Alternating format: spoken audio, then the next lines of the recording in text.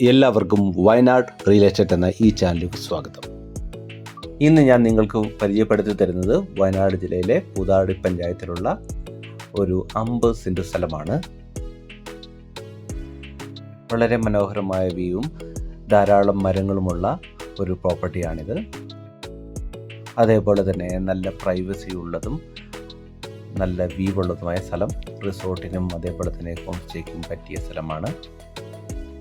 മീനങ്ങാടിയിൽ നിന്ന് ഏകദേശം 9 കിലോമീറ്ററും കൽപ്പറ്റയിൽ നിന്ന് 21 കിലോമീറ്ററും സുൽത്താൻ ബത്തേരിയിൽ നിന്ന് 15 കിലോമീറ്ററുമാണ് നമ്മുടെ ഈ പ്രോപ്പർട്ടിയിലേക്കുള്ള ദൂരം.